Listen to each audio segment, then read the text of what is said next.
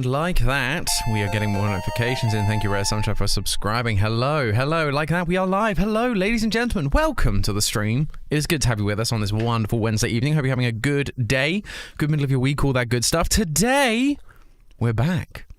Again, as you can probably hear, my voice is not perfectly back yet. Still lots of work to be done. Still lots of healing to be doing. I'm probably not going to be streaming as regularly as I was. I'm probably going to limit myself to streaming once a week. It'll probably be with the unsupervised because I miss those guys, and so we'll probably do some streaming with them as also it's a Saturday, which also means my voice isn't wrecked from work and meetings and voiceover and all that sort of jazz. So yeah, apologies that I'm not back to full, but Tetrabit, my good friend, invited me to be part of this stream, this discussion, and I couldn't say no to the guy. I've hung out with him many times, and he is a wonderful human being. Thank you, Silver Cryptid. It is thank you so much for the subscription. I'm seeing a few subscriptions come in. Thank you guys so much. Appreciate you all. But yeah, so that's where I've been. That's what we're doing. I hope you all stick with me and are willing to be patient more as I continue healing. But let's check that I have everything I need. I probably need a La Fujitech. Where are you, La Fujitech? I need both Discord and the Fujitech. I need both of those in this one. Because I don't know if we're going to be streaming stuff on camera. If we do, I will make sure that gets sorted out. Oh, the Fujitech is in here. Okay, so we'll get rid of that one. Also get rid of that one. Oh, and there is a Discord in here already. Perfect. So let's jump into the call and see what is going on. 1 second. What's going on?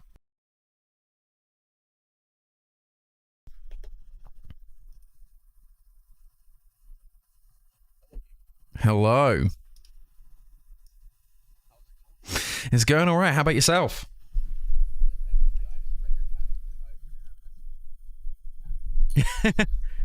Yeah, I recognized after I wrote it. I was like, oh, that is a weird way of putting that. It doesn't read quite as cleanly. Yeah. Yeah. I figured I would say. Unless you don't want me to, I can cancel the stream. I haven't streamed in a while, so I figured this was a good opportunity to say hi to some people. Thank you. This was a gift from one of my chatters. It's just like, oh, we got to lean into the brand. It's a little top hat that straps onto your headphones.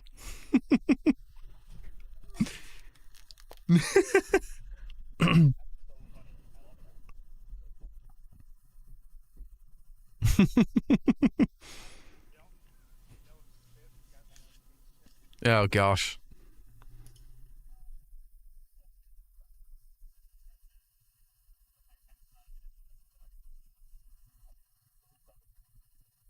Hopefully he'll show up.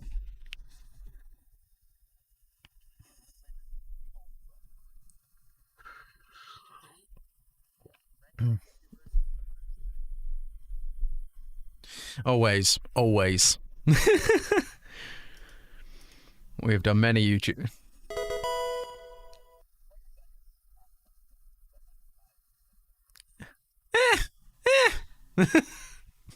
We try.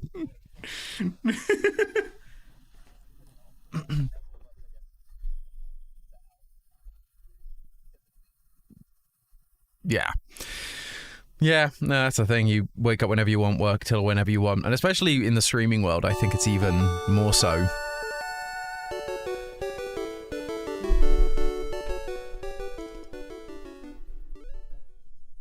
We can only hear half a conversation.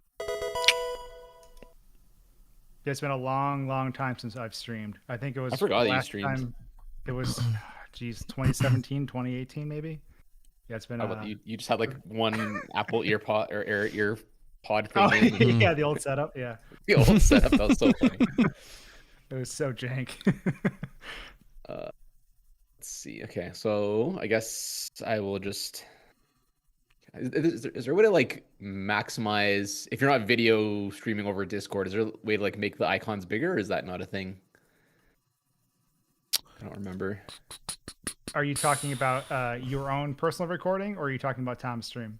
No, I mean in Discord, like the icons when they like turn green when you talk and stuff. Is there a way to make that bigger, or is it just? I can make the actual window part bigger, but it doesn't make the icons enlarge or anything. So I'm assuming no. Is there a way to turn off the chat? This is so funny. Let's see. Nope. Yeah, I don't think you can. Okay, that's all good. It's all good. I see, like, oh, Tom, do you have like a special thing that has us like moving on your stream? Oh, that's yeah, that's Fugi Tech. Oh, okay. That is like, Fugi well, I'll Tech. figure that out for next time. I'm not gonna. Yeah, Fugitech.com fugitech.com is a great. Like FUGI. FUGI Tech. Tech. Okay. Maybe not be .com actually, but it's a. I use it a lot because of the collab streams we do. Yeah, reactive.fugi.tech. Yeah, it's cool. I just see like the icons like bouncing when someone starts talking. It's yeah, really cool. and you can upload whatever you want. So you can upload your own. Like if you don't just want it to be your Discord icon, you can upload like different PNGs or photos or whatever to like have reactions. So a lot of VTubers have like GIFs and reactions of like their people talking and stuff. It's fun. Okay, it's a useful little tool. Totally. Sorry, have you met Horoscoped before? Have you chatted? Yes. I don't remember. Okay. Yeah, we met back in December. I did a talk back about YouTubers turned game dev, and so we invited the wonderful Horoscoped on to be a part of that. It was a good fun stream. So you probably also had Mason from Indigo Park. Yeah, we had Mason, Super Horror Bro, we had Rocket Music and JT Music as well. JT is the Terrible Lizards? Yes. And what was the other? Rocket Music, guy? Don't fret. Don't fret. Oh, sick. Nice. I haven't had a chance to meet him in person, but that's cool. The JT Music guy's super cool. Yeah, JT Music I got to meet at PAX West last year, which was really lovely. But he's also Raleigh based, so I've then gone out for lunch with him and Christian, which has been lovely. And Rocket Music, I've not had the pleasure of meeting in person, but we have spoken a lot. Oh, right on. Awesome. Okay, I can't see your shirt, but I'm assuming is that Poppy drip? Because it looks like it's no, I wish it was. No, this is some old stuff. All my Poppy stuff is in the office for when we film stuff. So sadly, I'm not prepared. The work attire. Yeah, it's like you're going to film something IRL. Wear the merch. That's so funny. All right, I guess we can start. Yeah. Or I guess you're already streaming. I guess I can start recording my screen here and my audio. Are you actually? I don't think I need any audio. I think it all should be coming in through Discord. But let me just verify that. Can you guys just talk for a sec? Hello. Testing 1 2. Testing 3 4. It is not coming through. One sec.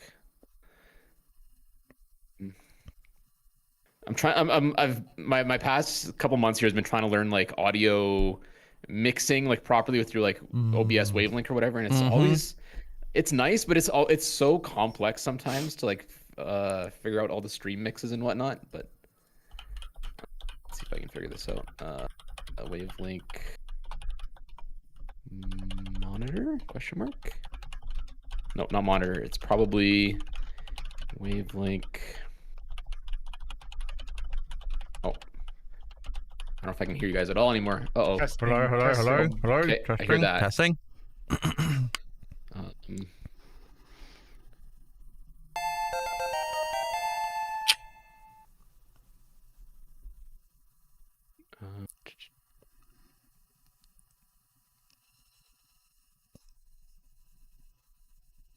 Sorry guys, bear with me for a sec. Nah, you're good. Stream. Okay. That might be better. Check. Try again now. Testing 1 2. Testing. Okay, hello. It's coming through something, so I'll take it. we're getting something. That's good. And it's coming through my mic, which is not ideal, but it is what it is. It's coming through. I have my audio being so you have a raw audio file of mine, and then you also have Tom's stream should have it all compiled. So perhaps with all those combined, we might be good. With our powers combined. Yes, something will make its way through until the end. Mic. Okay, so I can hear you guys. I just got to get my mic into the stream, and then we should be good. Mic defaults, wavelength, mic in. Okay, check. There we go. Okay, we have power, I think. All right. If I could get you like to clap on through the audio, so we can just for syncing. Yeah, we can do that. Sure. Cool. You should be good to go whenever. Oh, that was awful. Let me do that again. There we go. Good Okay, clap. that should work. Okay, I'm gonna clap. The problem is Discord will isolate claps and remove them. So we'll see if you see. Let me know if you can hear this. Clap, clap. Yeah. I'm talking and clapping at the same time. Hopefully you get. Yeah, I heard the first two, so you should be good. Okay, cool. Okay, I think we're good to start then. Okay. All right, welcome back, guys, to the channel. We are doing the yearly, or I guess at this point, twice a year it's been. The last couple of years, we've done kind of these little discussion videos on, I guess the first two we did on Poppy, and then we also did one on Secret of the Mimic last year. But today we're back with Poppy Playtime Chapter 5. I'm joined once again by Horoscope, who's been every episode, and Astral Smith was supposed to be here, but I think he forgot. So hopefully he might pop in at some point throughout the recording today. But also joining us for the first time, we have Dapper Mr. Tom, also known as Tom from Game Theory, but this is not Game Theory today, so it's Dapper Mr. Tom. It's so hard to separate the two at this point. I've been doing it for 2 years. We are one in the same at this point. Do you like being like when you're off of the Game Theory clock, essentially, so to speak? Do you prefer not to be kind of, I don't want to say associated, but would you prefer just to mention your personal channel? I always appreciate a shout out to the personal channel, always. Okay. But at the same time, I'm also like, people know me from Game Theory. We've all got to play the YouTube game, so I am like more than okay. People go, this is the guy from Game Theory, because that is the thing I'm most known for. So that is more than okay. I feel like we all have that to an extent as well for ourselves. Like for me, it's like I'm primarily the Lost Bits guy. Everything else is a secondary. what people know me as. So it's, people even refer to me as Lost Bits in my comments. I'm like, oh, that's the series name. It's not the channel name. Yeah. Anyways, so Poppy Playtime Chapter 5 recently launched. It's been, I think, exactly a week today. I'm pretty sure, as we're recording this. Yeah, that sounds about right. So it's been out for a week. I think all of us have had some time to kind of let it stew for a little bit, and I don't know. I've only like played through it the one time, I guess. I mean, I've been playing through sections here and there as I've been recording stuff for my videos. So it's like I've only gotten the full playthrough once, but I don't know. We'll be talking about how we feel about the game. I think after I first played it, coming off of it, I thought it was really cool, and I really enjoyed it. Even now, even after a week, I didn't think it was the best chapter. I think I ended the stream, I was like, this is either the best chapter or second best. But I think after doing it, I think it's probably still like number 2 for me. I still think chapter 3 is like, I don't want to say where it's peaked, because it could come back up, but I think chapter 3 is still my favorite. So I think for me, it's still probably the second best. But I was kind of interested to see, and maybe we'll get to this a little bit later, but I've been reading some of the discourse online, and I don't know if it's just like a smaller vocal minority that really didn't like the chapter, but there was a lot of people that have been reading that it seems like they really, I don't think anyone's saying it's the worst chapter ever, but Markiplier obviously had his rant, but I think there's a lot of people that have expressed that they really weren't huge fans of chapter 5. So I guess we'll start with like your guys' personal opinions, and maybe we'll talk about some of the discourse after. Yeah, Tom, do you want to go first? Yeah, I can go first. Yeah, I thought I would probably agree with you, Tetrabit. I think chapter 3, when it took so long to come out. It was what, a year and a half, something like that, before it came out after chapter 2. And I think it was such a step up from chapter 2 that it took us all by surprise and was interesting. Whereas, and I think this one definitely fixed a lot of the issues from chapter 4, which was great. But I also think, yeah, there are a couple of things like, was Markiplier's rant extreme? Yes. Did some of the points he make sense? Also, yes. And I think it was one of those, like you say, it could return to, like, it could still peak beyond, but I think chapter 3 is definitely up there. I really liked this chapter. My main thing was the amount of chase sequences. For me, I'm not, like, huge on chase sequences personally. Like, and what I liked about chapter 3 was that we had, quote unquote, a chase sequence with Mr. Light, but Catnap's boss fight wasn't a chase. It was a different set of mechanics, and so they introduced something new. Whereas this was, we had a chase sequence at the beginning, we had a chase sequence with Lily, and then you have a chase sequence with the prototype at the end. So it's like, okay, we have 3 now. It's not like we're doing necessarily new things, but we're just doing more of the thing that we know works, which I think is not inherently bad. It's safe, but I think there's more they could do, which is what made chapter 3, I think, so interesting.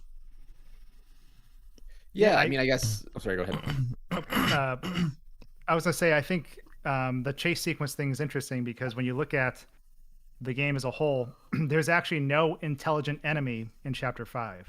All of it is scripted. So someone like myself, I look for the holes in chase sequences and where you can stop moving, and the whole thing will stop. They covered their butt a lot in this chapter by adding basically a timer. So if you don't complete something and they're assuming you're fudging the game, they're going to kill you anyways. So there's a lot of automatic jump scares, which I'm not a fan of because they also look really weird because they'll pull you through walls, they'll do all sorts of stuff. That was like the worst part of like the Lily part. It's like if you leave a little bit, you get a 5-second countdown, and then you'll just get infinitely jump scared regardless of wherever you are. It's just, yeah, she'll just teleport right to you. In my head, you're going in the bad toy box has not left. It's rent free. Yeah, dude. I think there's some challenges with this because I actually recorded a video about the same topic, or basically my thoughts on this. And I decided not to release it. And then the day after, I think it was on Sunday, the old, I think Isaac, the guy who used to kind of be behind the story for Poppy Playtime, mentioned that, chapter 5 was the end originally. And I think what we're seeing here is a culmination of a lot of things. Changing direction mid-chapter is one. But I think, and maybe I'll save this for a little bit later on in this discussion, but there's a lot of factors that probably caused chapter 5 to become what it was. But as for gameplay, I think chapter 5 worked really well in terms of the cutscenes were very exciting to watch, right? I think the gameplay by this point, we've done electrical puzzles, we've done, plug the battery in. I think, and this was, I think, Markiplier and even I think Queso mentioned this, that a lot of the gameplay felt like you were just trying to get to the next cutscene. And a lot of the stuff between wasn't that exciting, other than the chase sequences which were very intense and very unforgiving. Whereas if you make a mistake, suddenly you're just searching for how do I get through this instead of being in the actual chase. Overall, though, I felt like concept-wise, it was a fun chapter. I thought it was kind of neat to go across all the different environments we were, and then be able to see out in the cave. It doesn't really make a whole lot of sense to me that there's another underground factory in the cave outside the window. That's a little extreme, but I will say one of the things I did not like is Poppy has the self-contained episode sort of syndrome thing, where it's like they introduce characters and then they kill them off not long after you meet them. And so there's not many carryover characters besides Poppy, Kissy, Huggy, and then the prototype, which we just saw. So, and I think that's... Sorry. No, I was just going to say, I think that's a real issue with a lot of potentially... I don't want to say modern because it's been an issue since Bendy, but chapter-based indie horror, because and it's been an issue for me while trying to theorize about stuff, because unlike, for better or worse, unlike FNAF, where you have got it's different games. There's an overarching story, but they are separate games with their own like internal story. With a chapter system, you're telling one story. That is like the overarching story is the story, and each thing is just a chapter within that story.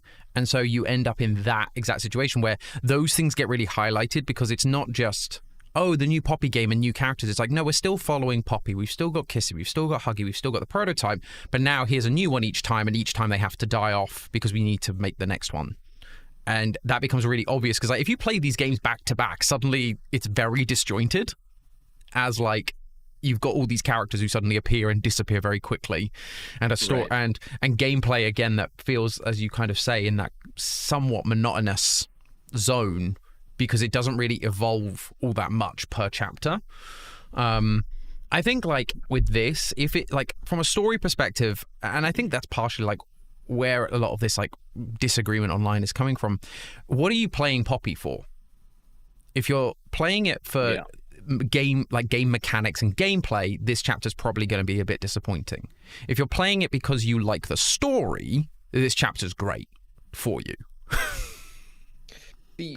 And I think that's kind of what I also picked up reading a lot of the discourse, because I saw a lot of people complaining about the gameplay. They'll be complaining about something else, and I'm like, I don't know if these are just people that are more so. Oh, sorry, was someone saying something? Oh, it's, I think he forgot to mute his mic. it's all good.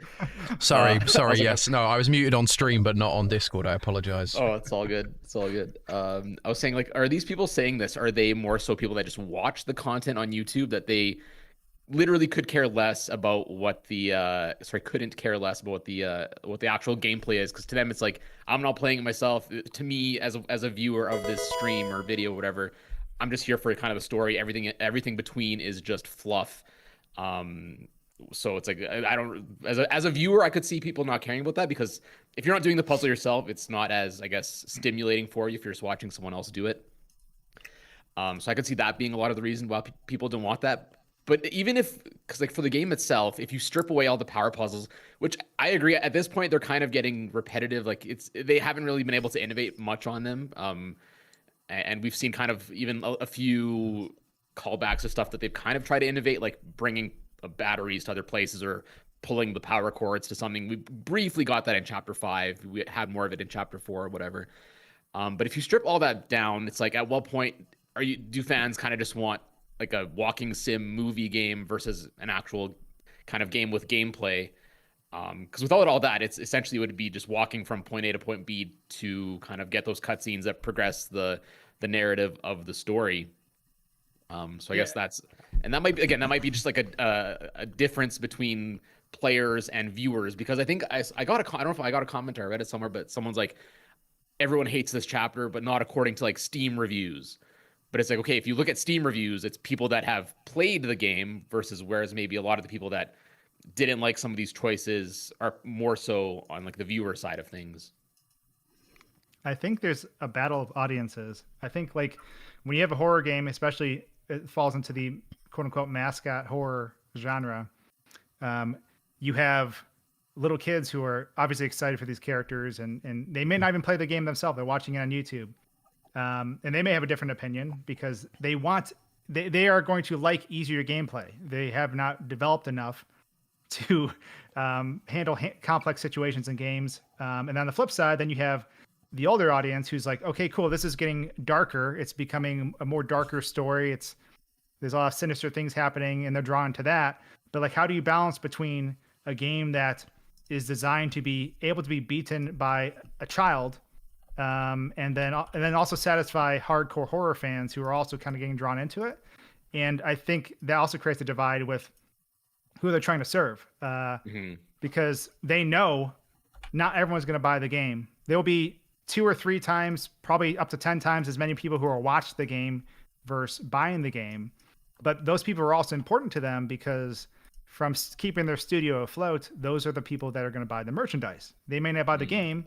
They may not spend the however many dollars on the chapter, but they'll buy a $15 backpack or $20 backpack or plushie or something, right? So they're serving all these different audiences. And I think what we're seeing in these comments is the audiences that are on the opposite sides of the Venn diagram are at ends with each other, and so that's why a lot of these conflicts are coming about.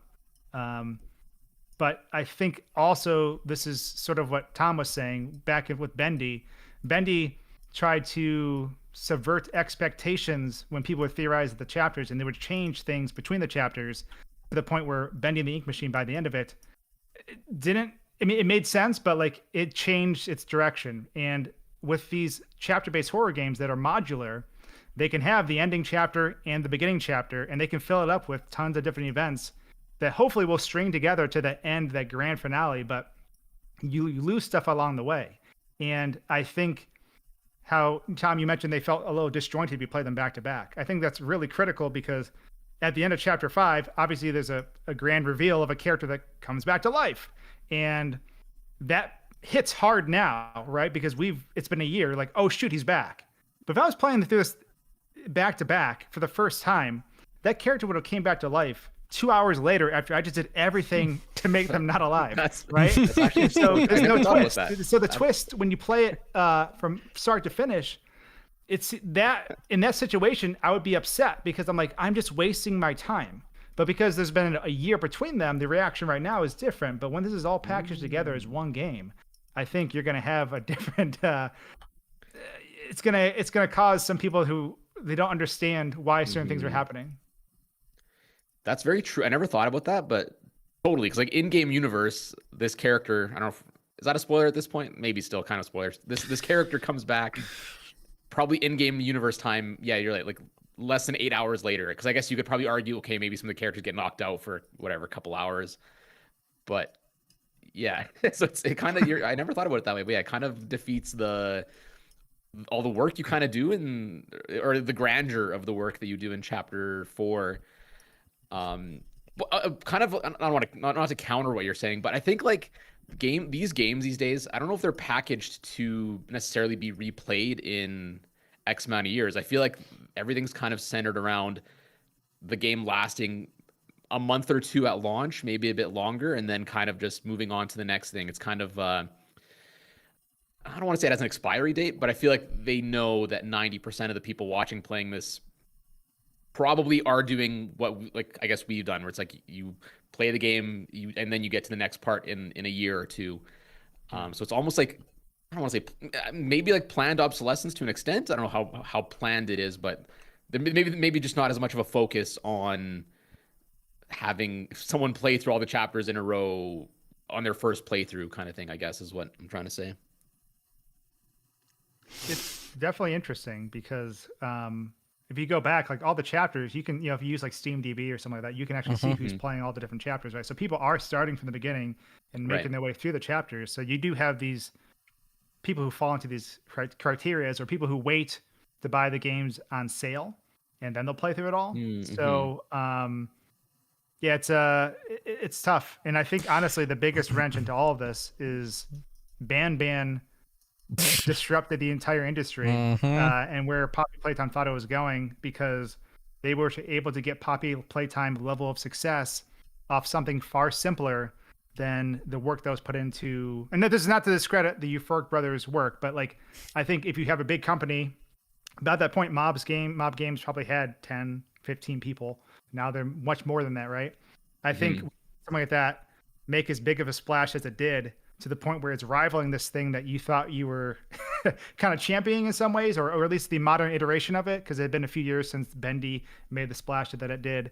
And I think that completely changed things because they're like, oh shoot, you know what? We'll just make Playtime Co. go deeper and deeper and deeper into the underground, just like Ban's Kindergarten. It'll just go on forever. We'll create multiple iterations. We'll create new areas. And I think I just remember there was a video that they did Mob Games where I think it was with Jumbo Josh in one of their animations.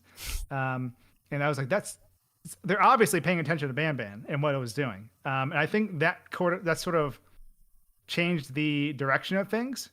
And that also is probably the reason why chapter 5 is not the end. There's another reason for that, but I don't want to go on. I'll talk about it in a little bit. I just don't want to go argue too much. And I think the main reason is just, sorry, go ahead. You haven't talked in a while, Tom. You go ahead. Yeah, it's all good. I was just going to say, like, to sort of go back on that point as well about people going back and playing the games. I think the thing is, in a weird, ironic way, I think the longer the franchise goes on, the more people you're going to find playing the game all the way through. Because there are so many people who have picked up Chapter 5 that have never played Poppy before. That's very because true. they're like, this is such a big deal in the stream, especially content creators, where it's like, this is such a big thing in the YouTube space, in the streaming space. What is this all about? Let's just play through the whole thing and catch up. And then the next chapter comes around, and then there's a new wave of people that are in that same boat of going, I didn't pay attention to it last time. Maybe I should this time. I'll go and do the whole thing. And so the longer it goes on, the more and more people end up going back and playing the whole thing, rather than the people who, like us, who have been around since the beginning, who have just played each chapter and then move on. It's those late adopters that end up trapped in that sense of like, this game is repetitive or the story doesn't feel complete, or it feels disjointed, which I think is fascinating, because then it comes down to, well, who are you trying to serve? Are you trying to get new people to play your game, or are you really more interested in the early adopters and the content creators from that early day who are going to spit it out to their audience and show them all the behind the scenes and theorize about the game and tell them all about the characters and the story, and like who is mob targeting with that, I think is fascinating.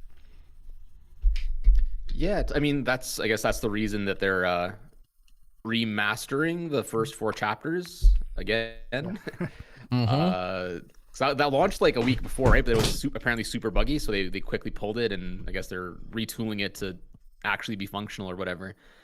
So yeah, like you said, I guess there is a focus on, because I believe Chapter 5, I think I saw somewhere that Chapter 5 was like the most downloaded, at least in the first whatever amount of time since launched for the series. So yeah, so like you said, like if there's more people downloading this game, there's at least a big percentage that haven't played the previous games. So there is, I guess, like you said, an incentive to go back and replay them. And I guess like we said, the experience might be different if you're playing them all back to back, because there's less. I mean, even just having all the cliffhangers not be really cliffhangers anymore, because like you can literally just find out in the next 5 minutes what happens if you're playing them for the first time, right? Like having the what was the big cliffhanger at the end of Chapter 3? Chapter 3. Going down the elevator and kissing. Yes. I mean, that was kind of, even that in general was like very underwhelming, because like you still don't know really what happened, and the character still survives anyway. Twice in a row. Survives 2 big cliffhangers in a row. So I guess it's turned out not to be even that critical anyway. But I guess to touch on what you guys mentioned earlier about the characters dying and stuff, I guess I think it's most likely the theory that it's just to generate new characters to generate more merch with. I think it's probably a very, what's the word, pessimistic view on it, or like a, but it's, I think that's it, because like they brought back the inside Outimals, which is like the same as the nightmare critters or whatever, which are the same as the smiling critters. So it's just like essentially retooling the same kind of characters for the 3rd time now. I'm assuming they're going to do real life merch of the inside Outimals. I mean, I'm sure they'd be not to. I mean, and you can't blame them. I'm sure like they make bank and it literally prints money. But I think that's probably the reason why it's like every character has to have like a new main thumbnail character, essentially, like for the games, like even on Steam. And I think like as YouTubers, we probably all feel the same thing. It's like you kind of almost want to put the newest character in the thumbnail, because it's just what the latest chapter is about. I mean, I still put Huggy in the main thumbnail because I think it's the most recognizable, but I think just having like a distinct main character, antagonist, whatever, on the thumbnails or whatever to differentiate each chapter, I think that's probably what they're going for too. Like that's why characters like Doey or whatever, Catnap, just won't survive more than 1 chapter, because they just have to have that new differentiating kind of face of each individual chapter. Yeah, they've at least built a premise that allows for there to be so many different characters. At least it doesn't feel completely arbitrary, because it's like, you know, Doey is experiment 1322 and the prototype is 1006. So you go, well, there's like 300 experiments this could be. So like, SCP, yeah, exactly. So they've at least built a premise where you can pull out a bunch of characters. And again, with the different levels of the factory, at least there's a thing of like, well, this person's kind of locked, these are locked down here, or there's a reason, like Safe Haven, they're locked away in Safe Haven and hiding away, so they're not going to be found anywhere else. So they've got some internal logic, again, outside of just why is this factory so darn deep, but there is some semblance of like logic. It's just that I think it's the frustrating thing from the audience of just going like, I am glad returning character is returning, because I think they were one of the best written characters they've had, and they were definitely the most interesting. And their original departure was very underwhelming, and I'd imagine that's partially why they were brought back, because everyone was upset by the fact they were killed off so quickly. But I think there's just it would be nice if, and there's a reason for that, I think that character was given a lot more time, not even just in the chapter, but in the ARG and in like the build up. And so there was a bunch of stuff where we got to know them much more deeply as a character, which is why we care.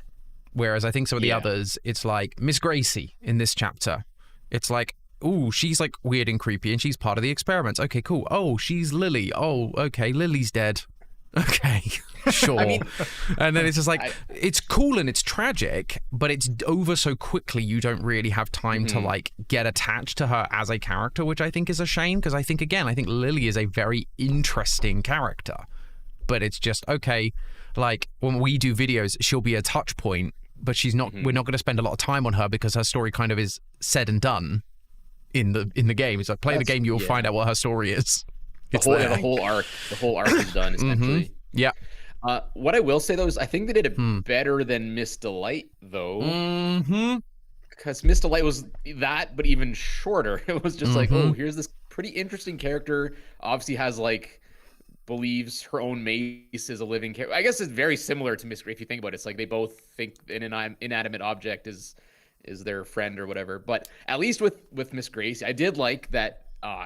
She was honestly like the main focus of the bigger part of the chapter, because like you see her in all the videos, and it does kind of give her backstory. Like I thought that was cool. She's not just like some throwaway employee. She was like, she did have like a big position, and then I guess during the Hour of Joy they kidnapped her or whatever, and forced her to enter into the Bigger Bodies project. So there was a cool arc. I agree. It's not the best that they kind of set it up and wrapped it up all in the span of whatever 2 hours, but I think it was cool that they gave a lot more backstory and context than they have in the past. And it wasn't just in like random notes you pick up you had to read to kind of put the dots together. There was like the audio tapes and the videos, so you kind of almost did care more. And I think it was like the character herself was very visceral. I don't know if that's a good word, because like the videos you see of her are so creepy.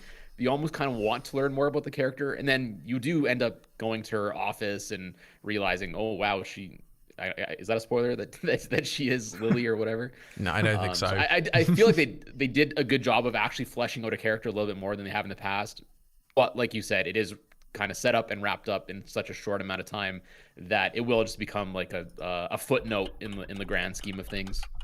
I think with accidental deaths too, like I think that's where you recall the butcher, right? But like over half your kills was the enemy slipping on a banana peel and killing themselves. That's true. That's Touche. Like, that to me is kind of like I'm like, okay. I mean, it gives the characters something to call you other than just nothing. So I understand why they have a name for it. But that was kind of just funny. And I understand also, like, if it was a rumor that you did all these things, that it could be chalked up to being called the Butcher. But after that death, I was just like, yeah, she's basically Spider-Man and Doc Ock combined, and she died from a fall. Yeah. I was so frustrated. I guess you're right, though, because, like, no one really sees what happens when you kill the character. Yeah, because you're right. Like, Mommy Longlegs literally just, like, slips and falls into the grinder. It's not like you fought her and pushed her in there. But I guess, it's kind of, it almost becomes like a legend. I guess people hear of this heroic person doing all this and they don't know how it happens. I guess it's kind of just like the legend is passed down and probably embellished, so people make up their own stories, I guess. Over the 2 hours in game. Yeah, yeah. Honestly, it's like, Yeah, word that's the travels other fast. thing is like word. Yeah, things like happen. Just like I just said about how characters are kind of like locked away in their separate sections, but somehow someone finds out about this thing that's going on like a billion floors up. Yeah, because like even when I first played it, I was like when he references like what happens to Dowie, and I'm like, dude, word travels fast. That like just happened, like Literally in-game just time, like an hour ago.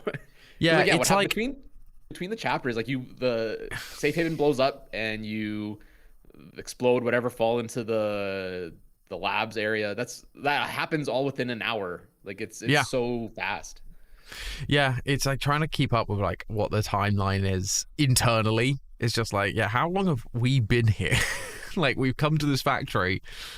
Is this the worst 24 hours of our life? Have there been, because like again, like chapters, well, they all kind of carry on pretty much directly, don't they? They are literally like chapter 1 literally picks up as Poppy's just getting out of the case. Chapter 3 picks up, I forget where does chapter 2 end? But that's the one I forget. Train crash. Oh, the train crash. Yeah, so we literally we could have been unconscious for a few hours. That's the only one, because the other one is like the elevator, and so we literally pick up in the elevator, and then this time it's Huggy's ripping off the door. So it's like, no, these are all immediate. The only one is like, oh yeah, we got knocked out by the train. Maybe we've had a good 24-hour nap. But Can we talk about that though? Can we talk about Huggy ripping off the door? Oh sure. So you gotta chapter 1, Huggy, the alive version of Huggy, standing here holding a key, is 2 doors from the outside world. Not high security doors like you see downstairs that are prevented, made so that gas doesn't go through it, and they're like high secured, in terms of locking mechanisms. You have a standard door.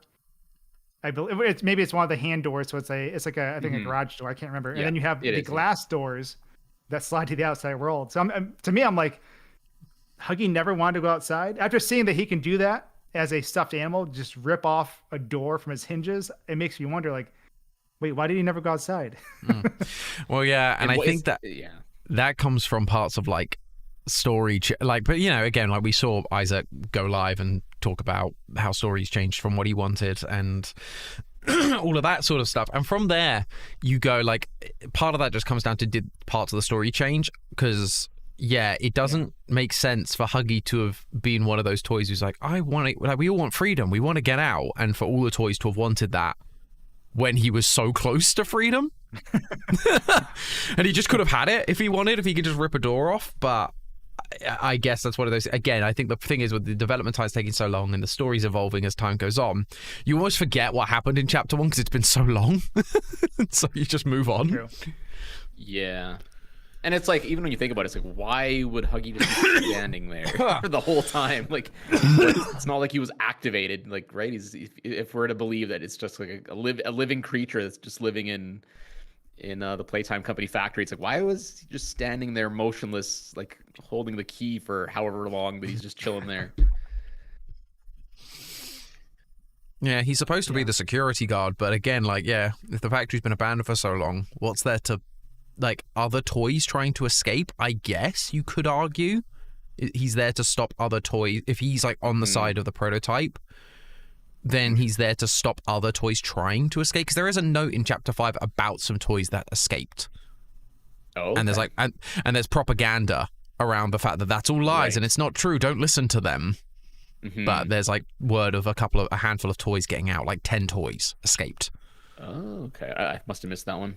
It's the notes, there's like 35 in this chapter. There's a lot. There's a lot of notes.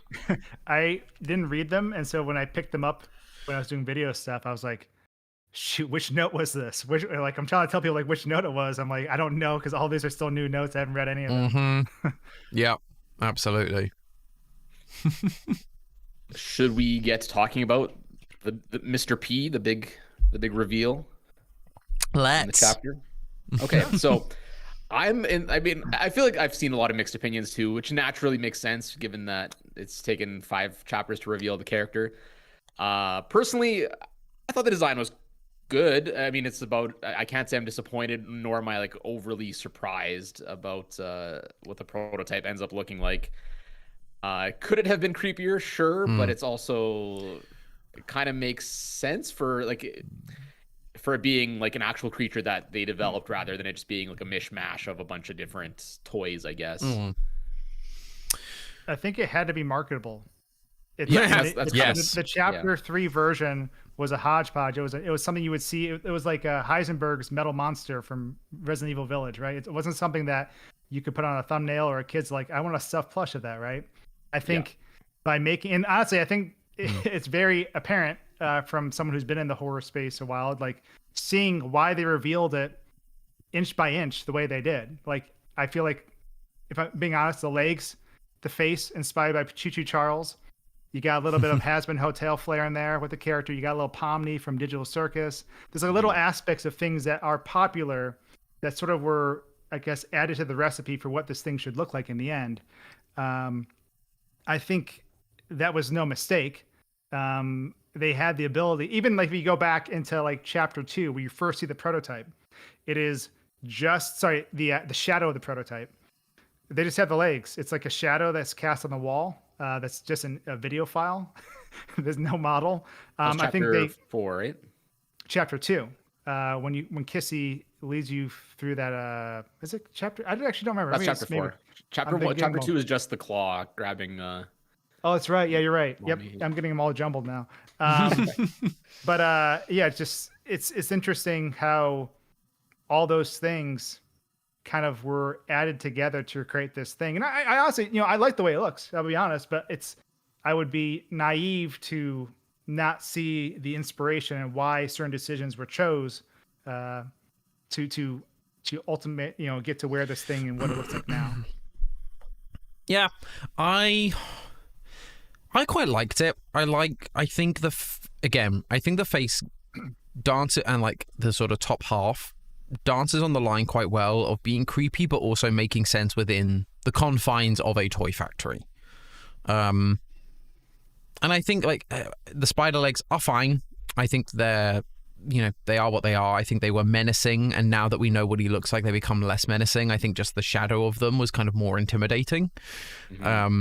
For that, I do, and again, I totally agree with your reasons why this didn't happen. I do wish it was a little bit more like, even if the jester part was kept the same, that there was a little bit more hodgepodge of parts of just like, oh, here's, because he has like the arms in the torso and the catnap cape, but it's like, I wish there was just a bit more like, oh, he has like an arm from Huggy and there's like a body part here from Doughy, and like, oh, one of his legs, like half of it is replaced with a leg from Mummy or something.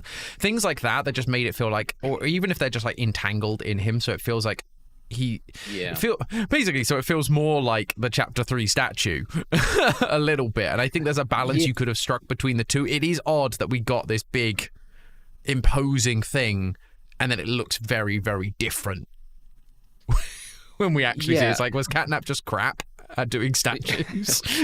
Oh yeah, it's like even just like random toys added to like Bunzo Bunny, whatever, like all those things. Sir Poops a lot and stuff, because like, again, going back to what we were just talking about, if all of this happens in the span of, let's say, a day or two, that means before the 2 days was prototype just like a standard, like just without all like the added stuff, like that's obviously stuff that was just added to him, right? So before that, he was just a spider looking jester guy up until this date of all dates, like nothing. For decades, for however long. So it's like, I agree that I wish there was more kind of that kind of stuff added to it to kind of at least give it that kind of depth. I think it would have given Mummy, because again, you've got to like bear in mind, like Mummy's one of her final lines is, "He'll make me part of him," as if this is something he does all the time. If you fail, you become a part of him.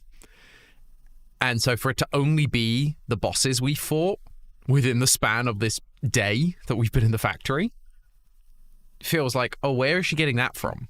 Where does that idea come from? It's just the arm. It's not like it does.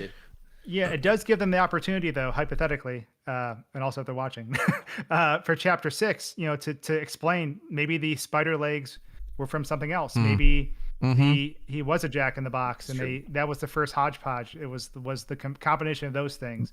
Maybe the mask was an addition. So there's things about the outfit that could, the character still could be broken up. But I 100% agree. Yeah, it's like if Mommy was the first, what is she basing it off of? Yeah. Or is he just like wipe the slate clean every couple months and? I need a new look. You need to keep it fresh. Just a modular design that he updates with the latest trends. But yeah, the fact that it's just the arms, I think like if it was like, I mean, obviously it wouldn't make sense with Kissy and Huggy, but like, sure, if it like attached like Mommy's head and Catnap's head, and they were like still functional and like he could talk through them with his different voices, I think it would have been a lot creepier and cool, especially like given how we know that Mommy's face can be so creepy with like how she looks in at the end of chapter 2 and her eyes change color and all that. That would have been really interesting, having the different heads be like the different voices that he switches to. Because because you know, obviously we'll talk about the big reveal, but obviously now we know he has a true voice, like that is his, and the rest, yeah. Which one's the? It's a very easy to miss tape when you fall off a vent. Yeah, there is a tape that reveals it's hidden all. in the shadow, Classic. and you have to literally turn around and grab it. The problem is it's such a key part of the lore that like it's actually should have been more obvious that people should grab it, so they actually are filled in with the story. But yeah, I love that. I missed that. That's good. So yeah, he has a true voice. I'll leave it there. He has a true voice. I'll have to find that. But the rest are ones that he copies. Like he copies Harley Sawyer, he copies Elliot Ludwig, he copies he copies Eddie Ritterman.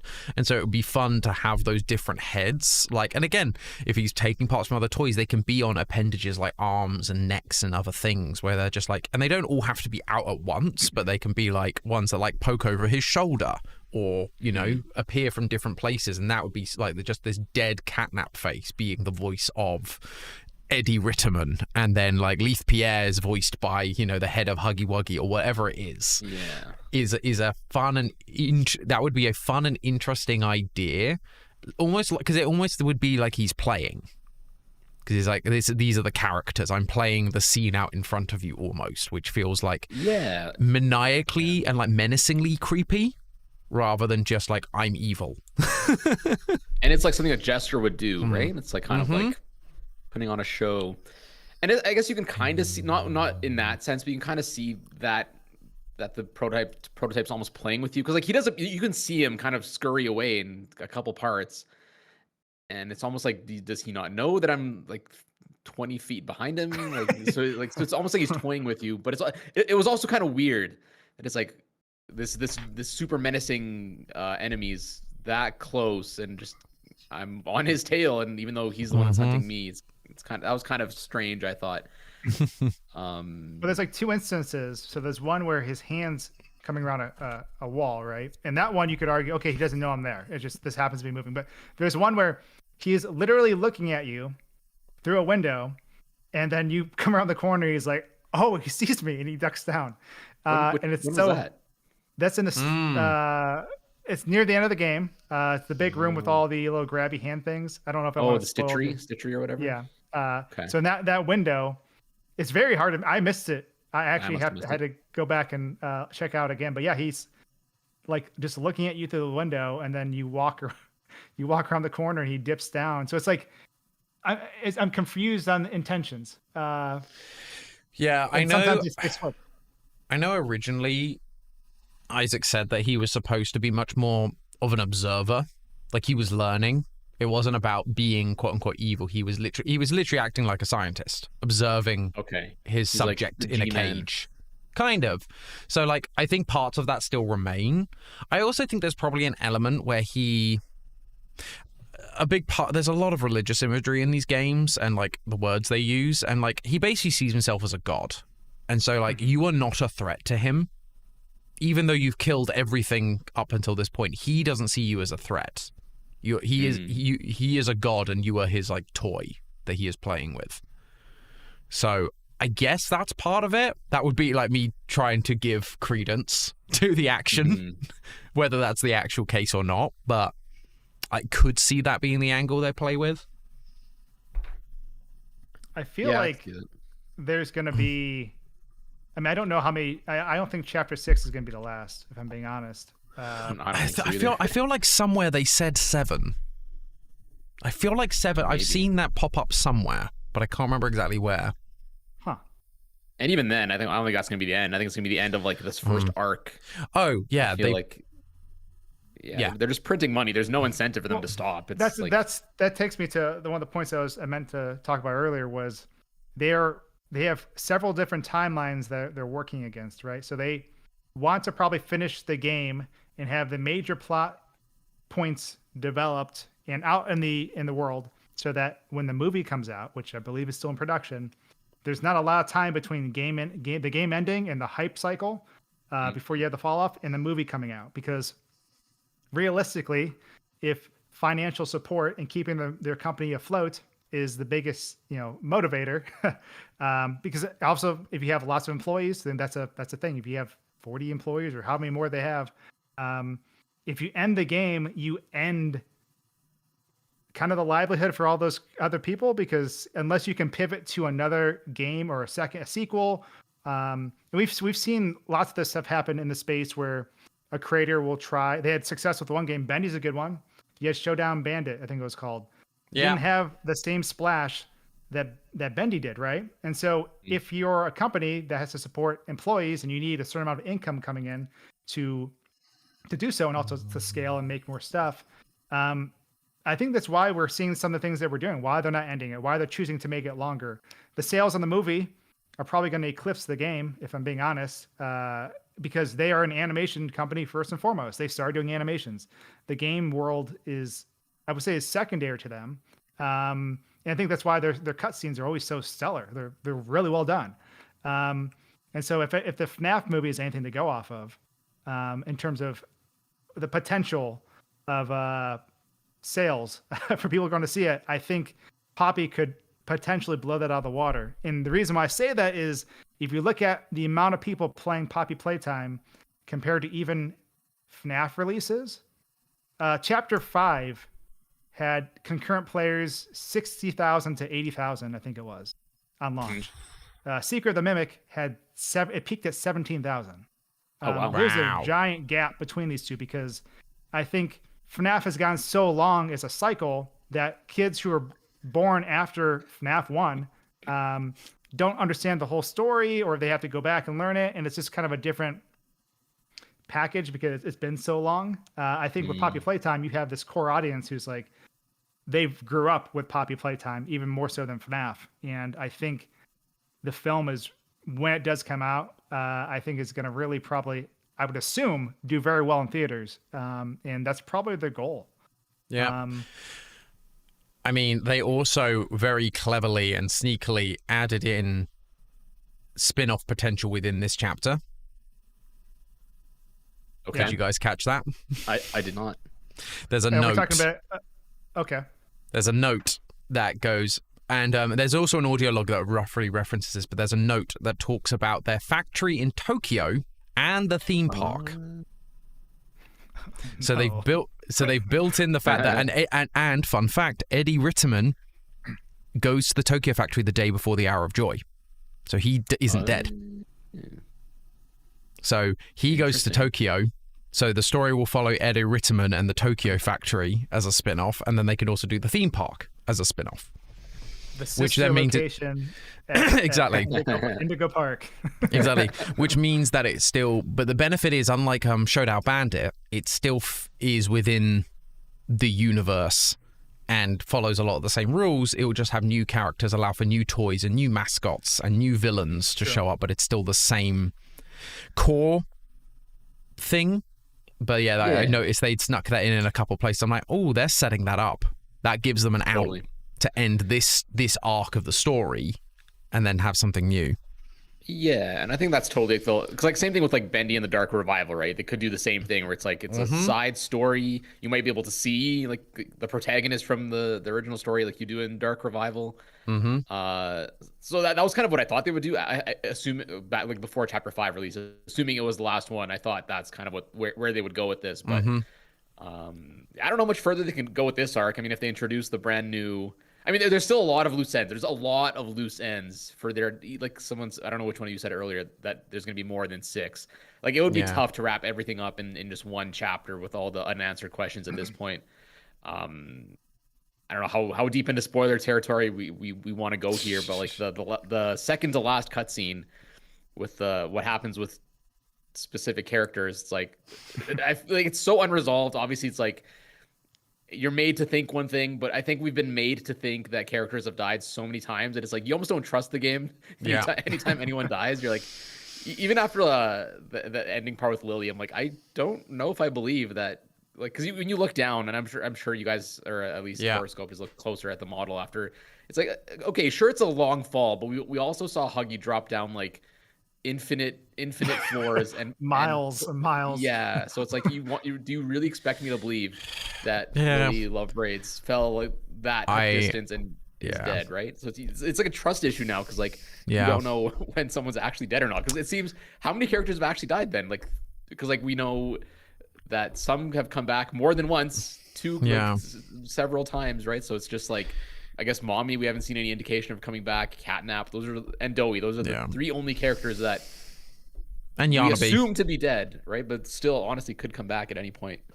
I think it's going to depend on, honestly, at this point, I think it depends on popularity.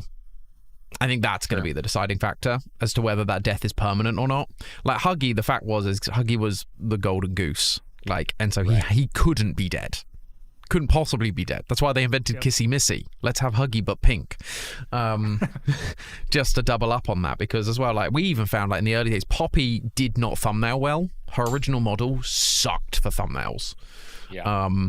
She was very complicated as a designer, whereas Huggy is like big blue, simple with big red lips. Great. He reads. And so like with Lily, it's like it's going to depend on it, because I always wanted, like, even in chapter 4, like you burn Yarnaby alive. I was hoping that he was going to come back later as like a burnt, like when you have the I forget the character's name now, but the sheep, when the sheep nightmare critter shows up for that Baba Chops, for that random data center like section. Yeah. It was like, that could have just been like a burnt and destroyed Yarnaby, which would have had a bit more impact and felt more interesting. Yeah. And so there's a world where like, there's like a tattered, broken Lily that also shows up. But like we've also said, they want to market new toys. So there's a benefit to them to bring in new characters and not be just a who's who of old toys showing back up. That's why, again, I think the prototype could have been interesting, because he was meant to be a mix mash of all of the old parts and kind of like he's a who's who of what's happened, but we didn't get that really either. So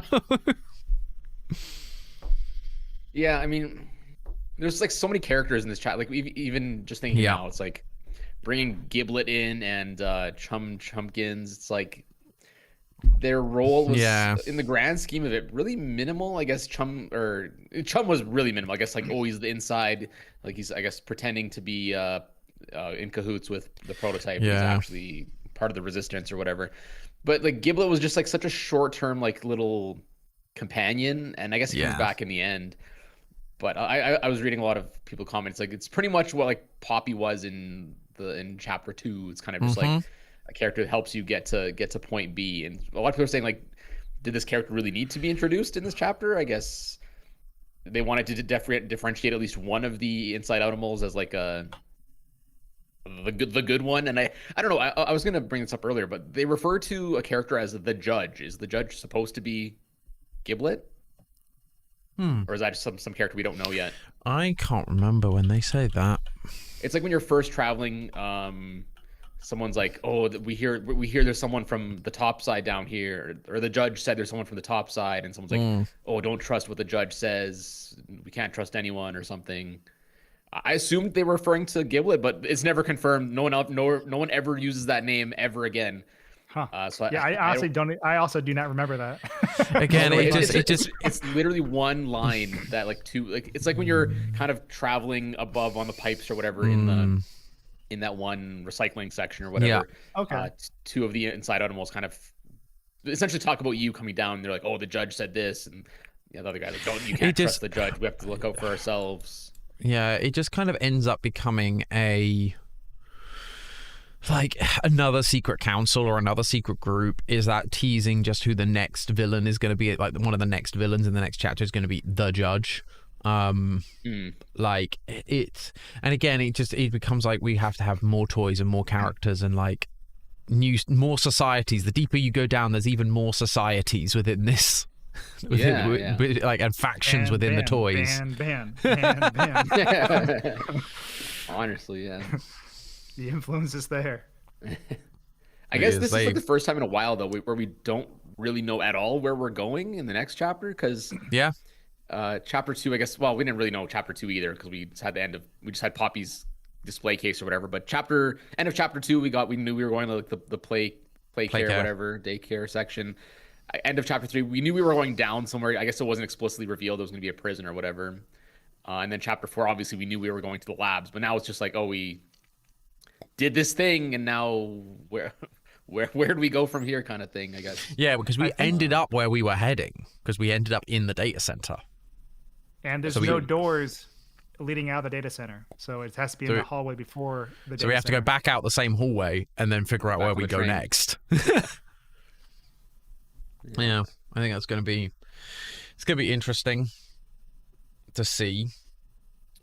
Yeah, and I'm assuming, like, because like I think you touched on this earlier, Tom, that they took more time between chapter 2 and 3. I don't think they're going to do that again. I think we're going to see chapter 6 in 2027, probably. Yeah, in a year. Time. Like chapter 4, chapter 4 was a year after. Chapter 5 was a year after, give or take like a few weeks. But yeah, no, they're sticking to that 1 year timeline. I think it helps with the hype cycle to keep it. It feels like long enough to develop a game, but not long enough to like have the hype disappear. I think chapter 3, they bought themselves time because they had Project Playtime and they had the orientation notebook, which kind of helped buy time. As you were kind of saying, horoscopes about the movie, and the sense of like you've got to keep the games coming out to then lead to the movie. It's the same sort of thing where you have to have the games coming out at a somewhat regular pace in order to keep people interested.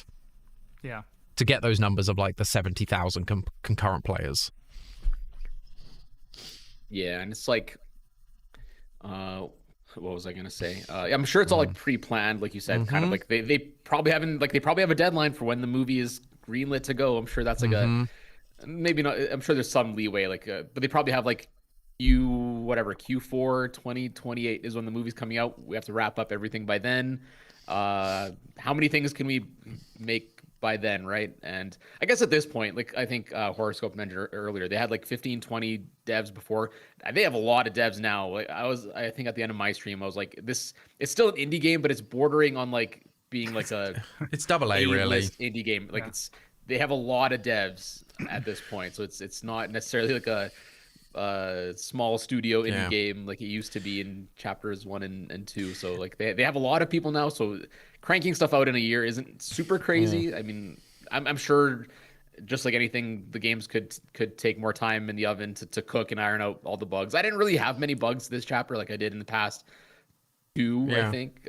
So, and for my experience, it was good, but like I said, think there was less up to chance for this chapter because every enemy was scripted 100%. There's no, and they had a kill trigger if you didn't do what you're supposed to do. You have no issues with Yarnaby never giving you a breather or Yarnaby getting into the lockers when he's not supposed to.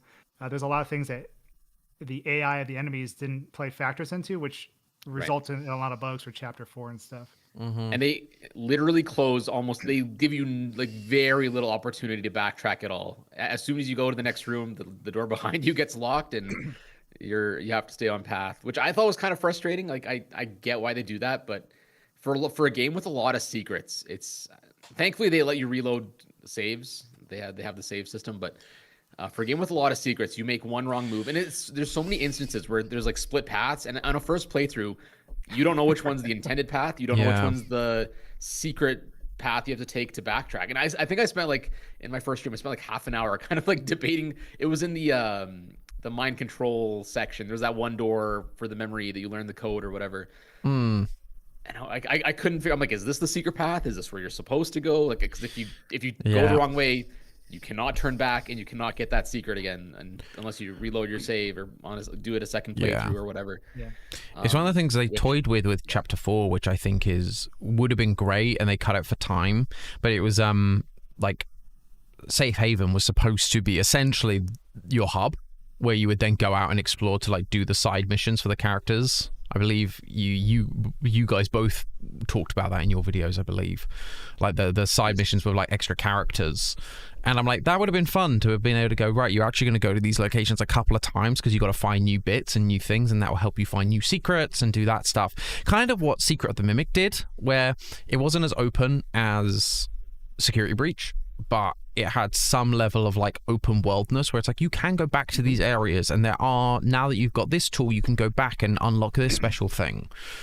And I think it's kind of the right balance of like on rails and open world, and I think that would be really great if they could figure something out like that for Poppy, because like this chapter was very, very on rails, which like fine, it has some benefits, but and like from a playtesting perspective, as you said, Horoscope, it obviously solves a lot of issues, but it's just like it'd be really interesting if we could actually explore the place. Yeah, and like you say, oh, go ahead. Sorry, I didn't mean to cut you off. No, you're good.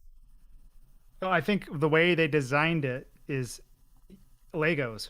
The way they can turn this chapter around like they did, or future chapters around, is because everything is modular.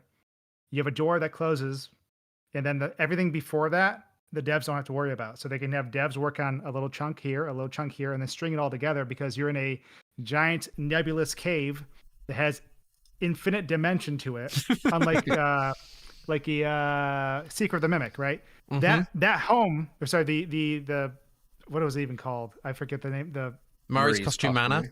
Yes. The map, except for like one or two areas, actually fit within the manor itself. Isn't that nice? Correct, Tetra? Yeah, everything, like if you load everything together, pretty much like every door that's like blocked off actually does lead to a respective section in the facility. Yeah, so I think that's infinitely more complex because 100%. Then you have things from other areas or future areas that could cause issues, or if a character steps through. I mean, even in the speedruns, you see it. Like you step through a wall, the things unload, you can get somewhere you're not supposed to. Poppy doesn't have to worry about that at all, which does make it more boring in some regards because it is very linear. Things lock behind you. Like I understand, but it's like, I think they're kind of banking on that because if they don't have bugs when they launch, they won't get as many negative reviews on launch. And so they really did mitigate a lot of the bugs with, I guess, their methodology of how they did this chapter. It wasn't the most, I guess, fun experience because of those choices, but I can't say I had many bugs. Honestly, only a few. It depends on the bugs, I guess, because like I know what you mean by like not getting negative reviews and stuff, but I would argue that bugs and speedrunning does do a lot to kind of generate hype and interest in the game. If you look at Security Breach, I think a lot of what helped with that game was the speedrun at launch, was kind of like the Gigamonti glitch and all that stuff. I think that added a lot to people just caring about the game, because I think like the core FNAF audience at the time didn't really like the game when it first launched and didn't really care about it. And so I think a lot of that like secondary stuff kind of adds to the game. And I will say that it seems like Mob really does not like people speedrunning their game. And we've seen this over the years of them patching exploits that the average player would never experience. But there was like the stuff in Chapter 3 where you could like use elevators to like fly around the map, which speedrunners use to exploit. And I feel like the average person would never find that. If they did, they would toy around with it for like 5 seconds, do whatever, and never do it again. So it seems like I have a feeling there's someone from Mob that watches speedrun videos, and they actively did look for that stuff. And now it's got like the speedruns are still pretty crazy. I think yesterday or the day before, I saw the record was like 42 minutes, which still is slow for the series. Typically, it's been 20 minutes or less for every chapter, but it's just the way they've developed this chapter specifically. There's so many trigger points that you have to pass through to even load the next section of the map, that even if you find a small glitch or whatever to save even 5 seconds, if you miss that one point, you will not be able to load into the next area at all, and there's no way around it. In addition to now, like you said, like we've been saying, that everything's kind of spread out so far now that you're no longer able to like fly out of bounds, fall for a minute to reach the end of the game or something like we saw in Chapter 3. It's just no longer a thing, because now you fall out of the map. There's really nothing below you because everything's essentially just flat and spread out more horizontally than vertically, I guess. Yeah, I think there's 2 points on that. One, you talked about, I think of Dark Revival, Bendy and the Dark Revival comes to mind, and how polished that game was, and how there wasn't a lot of speedrun skips, and that was actually not that fun to watch speedruns of because there wasn't anything crazy that was going on. For Mob, what's interesting is what happened to grabbable objects? There's no objects you can grab anymore, like no barrels, no box. I mean, there's like the boxes you can stack, but they have such weight to them, and there's also they're in like very like there's not like just random items around, like no baby heads you can spin on and throw launch yourself through a wall. There are some boxes out of bounds when Giblet pops up event in a sealed room that have baby head physics that if you stand on it, it sends you spinning really fast, but you can't get to it. But yeah, there's nothing you can actually grab onto with your grab pack in terms of like you could in the earlier chapters, which is interesting. Again, cuts down on the amount of bugs. There's no flying gas tanks like in chapter 2. Lots of the fun stuff is gone. Yeah, for better or for worse. Like you said, I get it, but it's like I feel like the people that actually have a problem with that stuff and have actually gone like game-breaking bugs based on the physics probably pretty low. So I guess for them it's like I'm sure it's like an internal, not even debate, but I guess they have to factor like how much they want to fix versus how much quote unquote fun / speedrun exploits they want to kind of leave behind. Yeah, I mean overall it's best to have no bugs or speedrun type exploits happen naturally to your average player because they don't want that stuff anyways. They'd rather maybe discover that later on watching someone do it. So there's definitely a niche audience, but I think it is noticeable. You have this grab pack, and you can't mess with a lot of things in the environment anymore. And definitely, makes me think like, oh, this is probably because it cuts down on tons of testing. So. Mm-hmm. Are either of you part of the Mob Entertainment, whatever it's called, the Partners in Crime or whatever they call it? No. No, I mean, Game Theorists, you guys are partnered with the merch line, but that's about it, right? Yeah, we're partnered with them for merch, which is like an entirely separate department. And so we're an official licensed partner, but yeah, we're not part of like the Partners in Crime or whatever their specific like content creator partner program is. Because I know I wish Spiff was here because I know I saw his name in the credits. Yep. I wonder if it's changed. I know like when I was part of it like 3 years ago when it was like pretty loosey goosey. I think after that they've tightened down and I don't know if it's as restrictive now with their policy. I assume no, because like when I part of the agreement was like you couldn't modify their game, and I was like no, I can't necessarily agree to that. But obviously Spiff still does videos like going out of bounds and stuff. So that's true. They're either not policing it or they don't want to go after like one of the big names, or they've changed it since then. But sorry, the reason I asked is like I don't know. I've seen a lot of creators and like a lot of the creators in the program still put like watermarks and stuff on their videos, and I don't know if that's a requirement. Again, it's something not Spiff has to like Astral Spiff has to do. So I don't know if it's just like Poppy Playtime like logo watermarks. Yeah, so like one of the videos I was watching, I guess it's now partly in one of my videos because I use their footage. The channel name is Nized. And like a watermark in the video, it's like the top left corner, big like semi-transparent mob Partners in Crime logo. So I don't know if it's like a requirement if they get the game for free or through them. If they get it early, they might have to do something. Yeah, there was. I remember reading about it because I toyed with the idea. This was obviously back when Matt was here, and so I toyed with bringing it up. But I remember just looking at it, and there were a couple of requirements. Even back when it was loosey goosey, there were a few things I was just like, "Oh, I'm not sure about that." It also, I think, caused some issues with certain because there are like leaks that happen, and there are copyrights and trademarks that are registered that are quote unquote leaks, and I believe you're part of the partner program, you couldn't cover those at the one point because there were a couple of news channels that I followed that suddenly weren't talking about this very big Poppy news when they used to.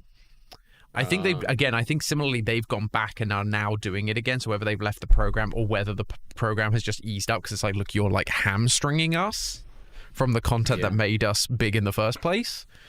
Who knows? But it was interesting. And so, yeah, there were a few things, like, I think there was even just something about you can't talk disparagingly. And I'm like, well, part of our thing is we make fun of people sometimes. Like, if there's something that's, like, you know, the first, like, I think every chapter we have made a FNAF joke.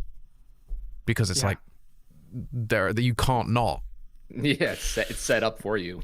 Yeah, in this one, you know, I've got one coming out next week, and it's a joke about, again, a key character who turns out to be evil, and it's like, oh, who'd have thought? put him in the pile with the rest of them. Pan over to like other indie horror villains. just like, yeah, you can't get away from it to some degree. And we always say, we say this to every brand we work with, not just games, but we're like, if you're willing to let us make fun of you, people will like you more. I think you have to lean into the jokes. I mean, that's the thing. Like, I think, and one of the reasons why I did not sign the agreement, because I was interested too. It was just because there was stuff that bled over to my own game dev projects. I'm like, I don't know if I want to sign this, because if I find something, anyways, that was the reason I stopped doing it. It was because I saw same thing I got midway through the contract. I'm like, I understand why all this is, but because of the unique situation I'm in, I'm probably not going to go forward with this. But going into what you're saying, I think you have to lean into the jokes. I think it's weird because if you fight the jokes, you're fighting your fan base. Your fan base wants to have fun with the thing that you made, and leaning into it, like, and when you sort of like just take that on and just embellish it, like it's amazing, honestly. So like I think it's very interesting that they would try to not have people poke fun, because honestly, at this point, like, if you have a game that's fun to play, regardless if people are talking negatively about it or whatever, like if the thing that you made still shines above all that, it's still people talking about your thing, and new people are going to find out about it through those people talking about it. I think ultimately ends up being a net positive. And so it's interesting to see sometimes that is forgotten with even some of the leaders in the space, I would say.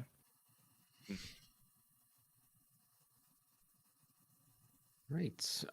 Anyone else want to add any more thoughts before we wrap things up?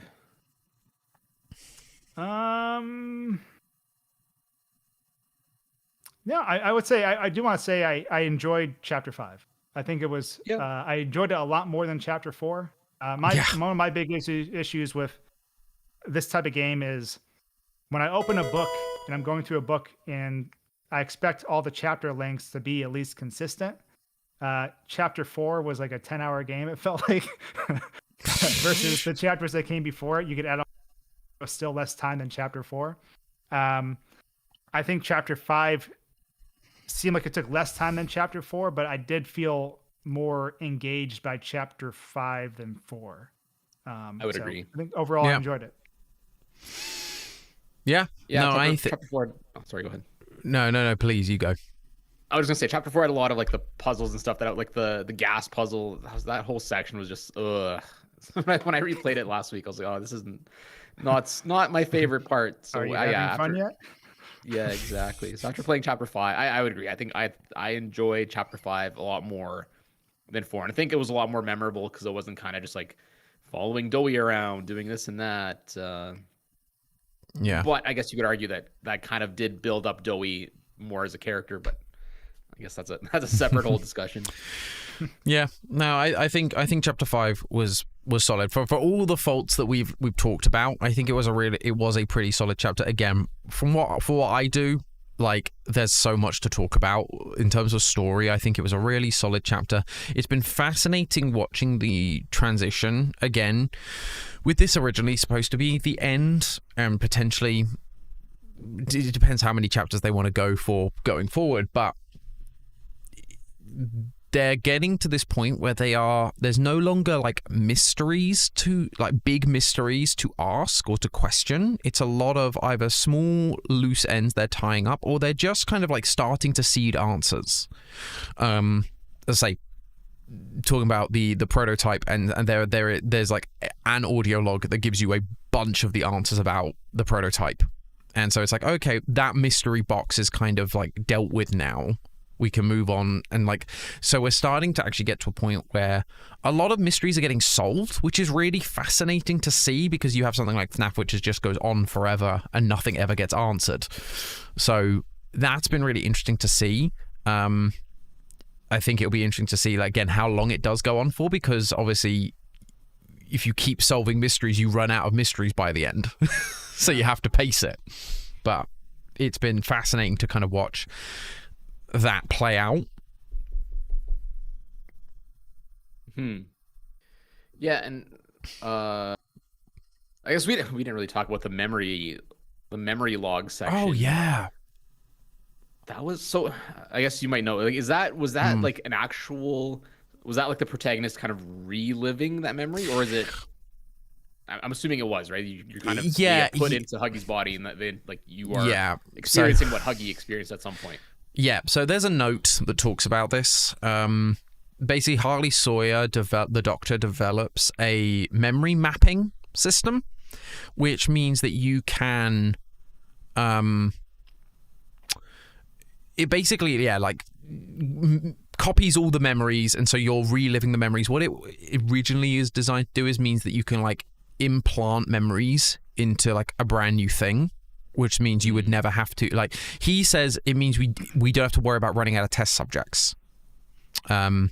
And you can, because you can store the memories as data backups and create whatever you needed to, like, mimic these memories, whether it's putting them on another person, whether it's putting them on a machine, which kind of ties into certain characters at the end coming back, is kind of tied to this idea of the memory mapping and the ability to take snapshots of the brain at certain times and relive the memories in order to, like, input them into something else and then believe they are their own memories.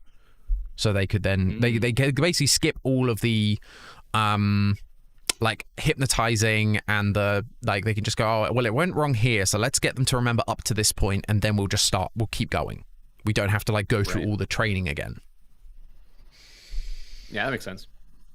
But it was a very cool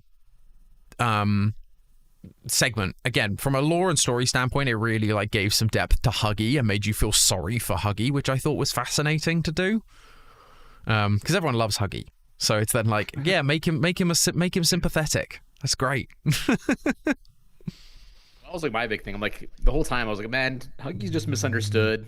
Like, I get that he wants revenge after we made him fall in chapter 1, but and I guess we kind of see that at the end of this chapter. It was like, you see that there is more to the character than just being a mindless creature that just hunts whatever. Yeah, which was nice to see. For sure. All right, I think we might wrap it up there. I think we've been yapping for over an hour at this point, looks like. Spiff magically signs on. Yeah. Hey guys, what I missed. Yeah, I think we'll wrap it up, at least for the recording. So thank you to Horoscoped and Dapper Mr. Tom for joining us today. Thank you for having me. Yeah, thanks for having us. If you guys want to check out their channels, I'll have them linked in the description. This will actually give me a good chance to try out the YouTube collab feature or whatever. I haven't had an excuse to use that yet, so they should be all linked in the That's crazy. Speak of the devil and he shall appear. Uh-oh. Damn, maybe. Hold that thought. Pause.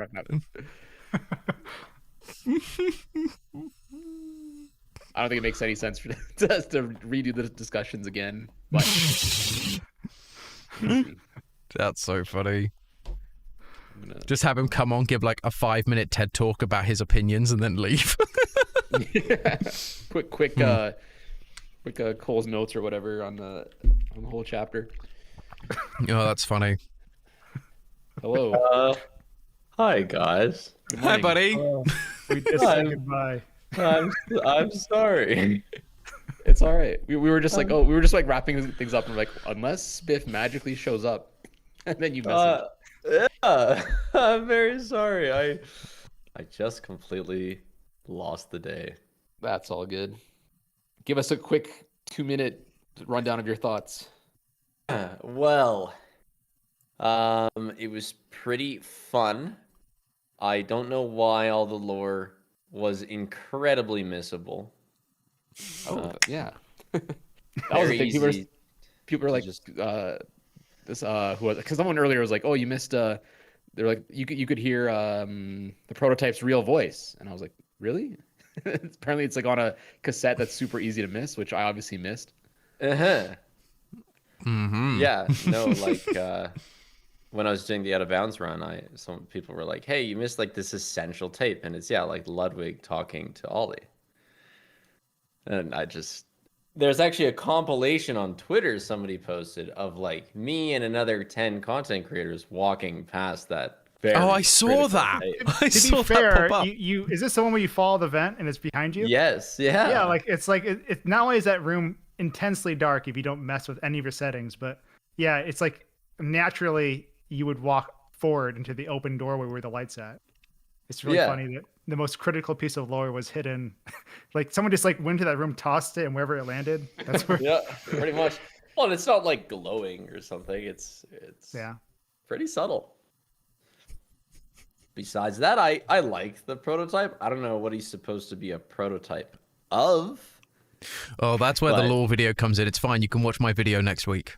Okay, well, perfect. I mean, I'm gonna need it because like going into another chapter, like I already feel like I'm quite behind. If they're gonna give more information in a future chapter, I'm gonna need to play some catch up. Even after playing the game through a few times now. Yeah, there's a lot in this chapter because they've got VHS tapes and audio logs now, and then there's 35 notes. So there's a lot to miss. The notes. I feel like it was an interesting choice to make the notes not readable as text, because like I'm trying to like move this thing in my inventory. You can read them. Can you? Because like I was not able to get them to actual like show up as like actual like text. Yeah, Yeah, it's like a hotkey. It was like it's either R to read or like E to expect or something. This is from the guy who played without a HUD, so that's probably the reason. Oh, There you go. that would probably do it. So you just inspect it and like look at it from every I was like, angle? I'm not reading this. That's crazy. It's That's fine. pretty funny. They're all on the wiki, so you can just do what I did There and you go. read them from the wiki. They're all on your video that I'll be watching next week. Absolutely. Or- yeah. We refer to a few of them. There'll be a few that are important for at least this episode. We'll probably get another episode out of it. There's one that's like 7 paragraphs long about this woman trying to get to her daughter's birthday party. Oh, yeah. Yes. And that was probably yeah. the last note I read in full because I was like, I can't be doing this. And she has 3 notes across the Yeah. entire chapter. I did see a second one, yes, where she was like, "My condolences for missing your 9th birthday party." Yeah. Yeah. There's a lot. And that's the thing, there's a lot of like bits like that, which is just world building and kind of gives you a sense of things, but in the grand scheme is not important. And again, I get it. It's world building. It kind of sets up some of the scenes or sets up a small piece of information. But yeah, there's a lot of stuff you're just like, I don't need, like, this episode that we're doing revolves around, I think, 3 notes and 1 audio tape. Wow. And like, it's like, these are the important ones for this particular, and then the next episode will probably end up revolving again around like 2 or 3 notes and an audio tape. And it's like, this is what's important. Focus on this. The rest are all kind of fine. That's the What way did it you guys goes. think of the puzzles? They sure were Poppy Playtime puzzles. They I felt like- existed. While I was doing them, and now a few times that I've done them, I always feel like I'm doing it wrong. Like it just feels awkward. Like you're not supposed to stretch this way, but then it works. So you're like, well, maybe they meant for you to do it that way. Like, did you guys do the one where you have to pull the posts from the ceiling? Yeah. That one was the most like, I have no idea what the proper way of doing it is because I like jumped around and flicked my head around the post to try and get it to hold. Yeah, it was It's interesting. crazy. Some of them are like, I feel like some of them are like you're regressing. I feel like some of them have gone so much easier. compared to some of the ones we've seen in like chapters 3 and 4. Like the one you just have to like loop around them twice or whatever. There's like 2 in that one power room. It's like, this is kind of easy. And there's another one where it's like just 2 power nodes. Like the one you have to use the magnet hand to like pull yourself across, and it's just like marginally more difficult than if they were just on the floor. Yeah. Where it's like, why even have this? Yeah, it goes from that electrical puzzle to like the stitchery, and it's like they're completely different spectrums of difficulty. Yeah, exactly. And also, how many times can we lose our grab pack?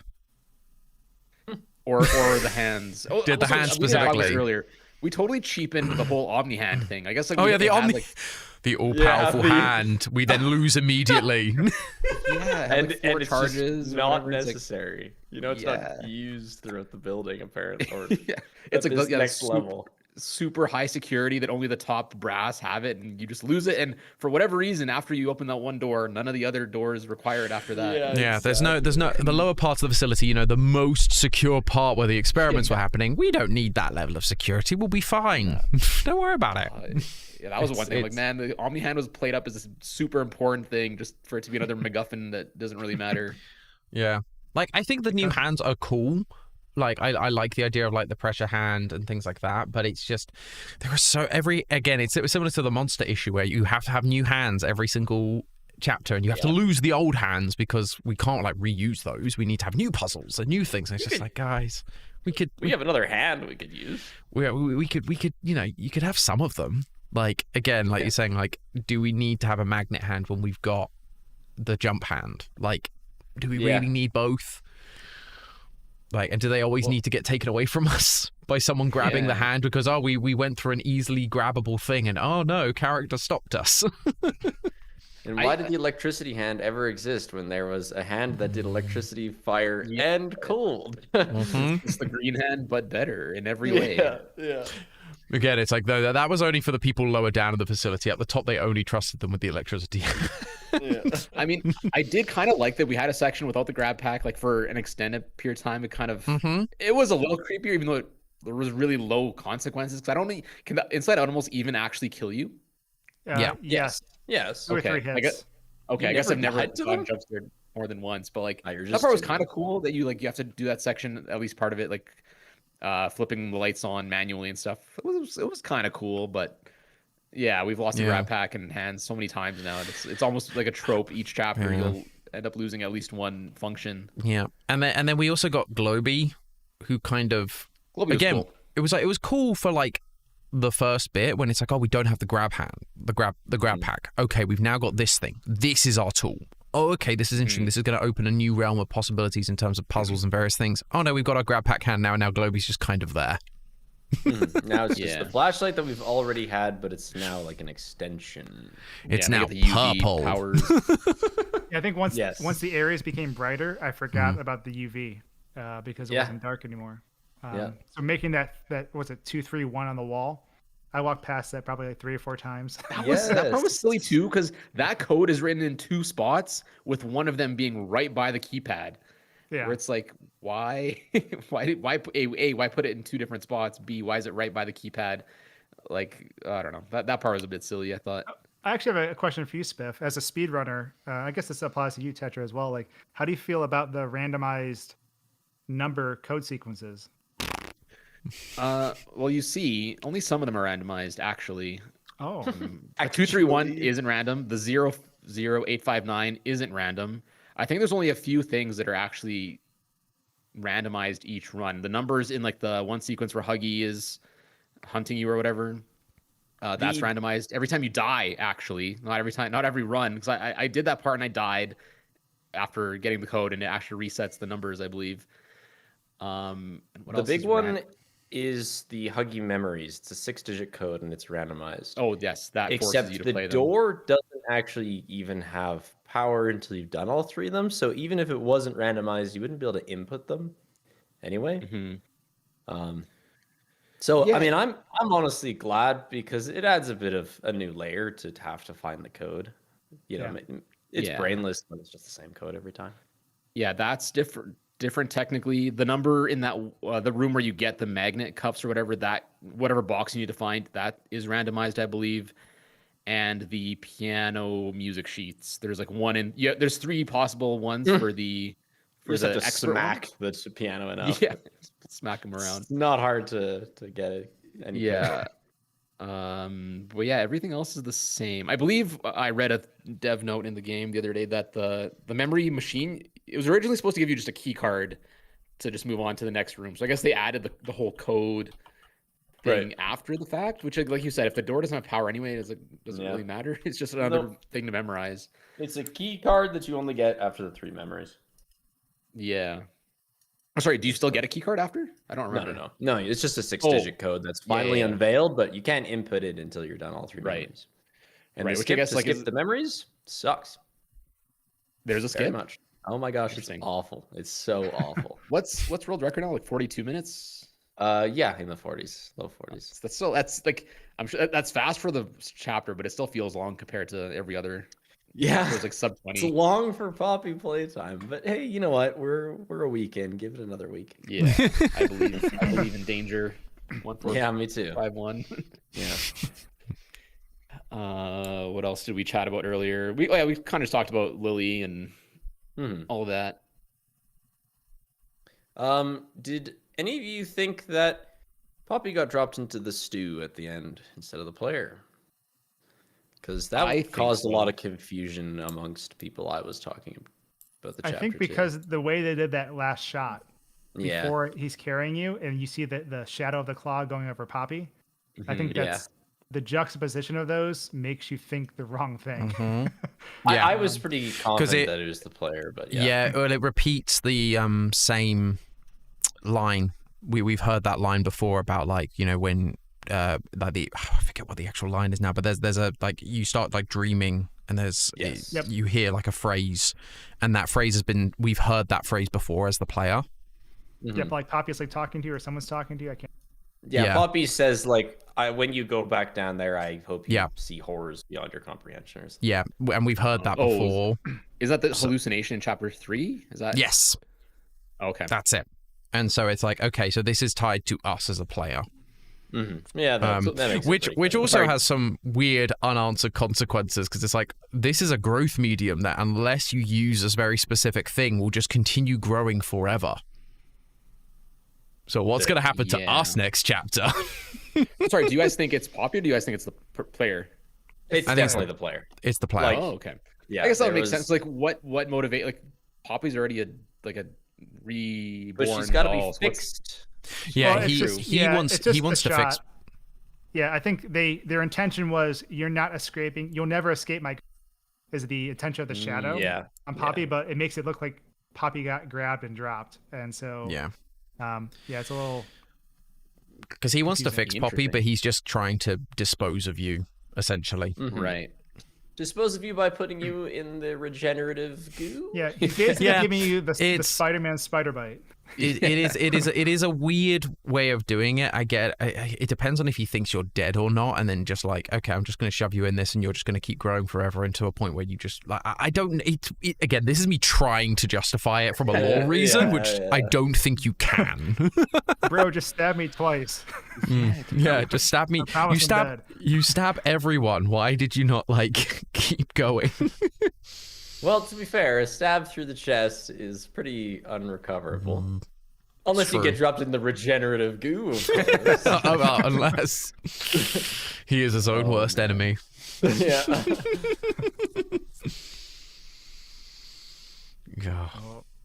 And the doctor's back. I mean, at least he gets to be better than he was in chapter 4. Hopefully, we hope. We were talking about that earlier. How it's like, for us playing it, it's taken a year for that kind of moment to kind of be hyped up.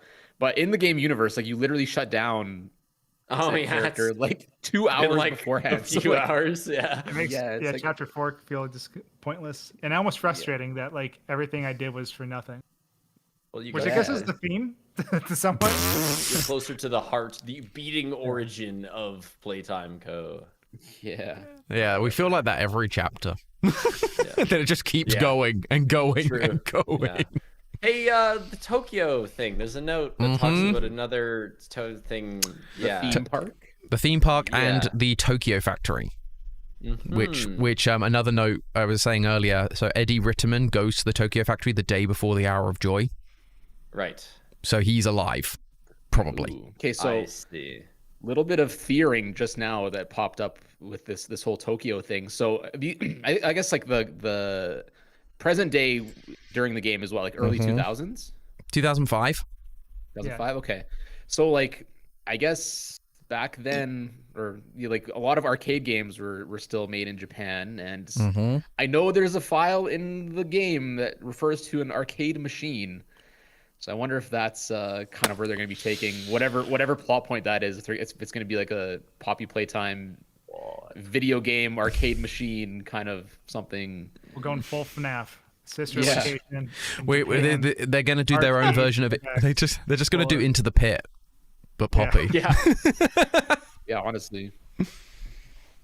Yeah, I wonder if the arcade machine file or whatever has something to do with the Japanese factory, or if it's gonna be some sort of Easter egg. Yeah. I don't know. I asked the person that made the file, and they're like, "Don't worry about it." And I was like, "Okay." I guess I Yeah, I won't. mean, just the prospect of going to Tokyo is pretty funny. Yeah. Yeah. I think Poppy. I think the series is pretty popular in Japan as far as like.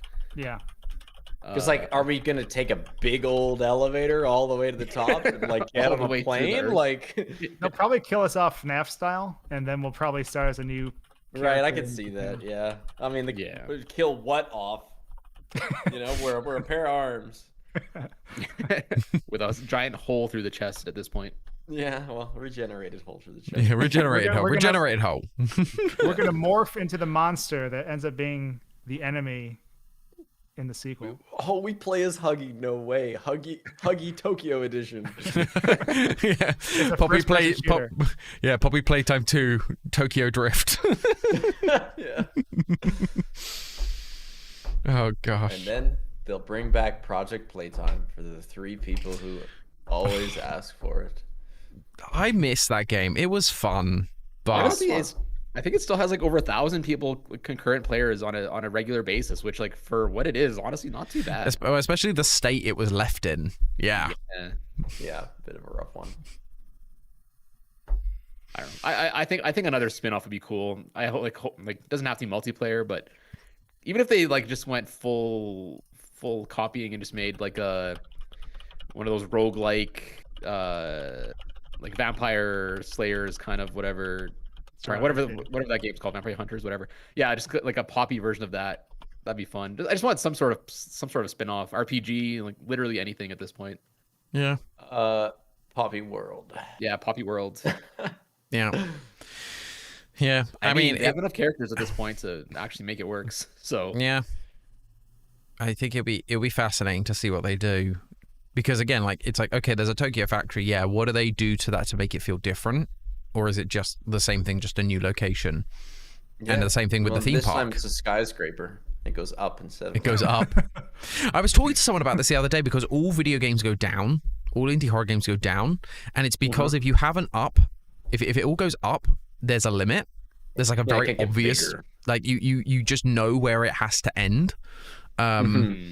Which is part of the problem, but also when the whole thing is I'm trying to get out, it's easy to fall down and not have a way back up, but it's hard to go up and not have a way down. Right, you just need a parachute. And so you need like a reason to, you have to have a really strong reason to go up a building. Whereas if you explore a building and then fall down into like the depths, whoops. yeah, it can be like it can be out of your control, right? Yeah. Whereas like you have to typically do something to bring yourself up. You can't just accidentally fall or take an elevator down or have a creature take you down whatever amount of floors. Yeah. And see, that is where Huggy then comes in. You about to walk in and he picks you up and throws you to the top of the building. And now you have to make your way down. Oh, he carries you up like Donkey Kong. It can be like the arcade old Donkey Kong. He carries you up, sits you at the top. Yeah. Oh man. All right. Well, if you Any guys other were heading out, quick I thoughts? don't want to keep you here to refresh me on everything. I am really sorry It's all for good. No, it's no being sweat. so late. No problem. All I'm good. sure All you right. had. Oh, good. We'll leave it there for real this time. I think unless we got a fifth person joining us randomly. yes. Connor, my editor, he has some thoughts. But you know what? He was actually the one that like reminded me. So, tell him your editor is Welsh and a huge fan. Oh, Tom? Huh? My editor is a huge fan and Welsh. Ah.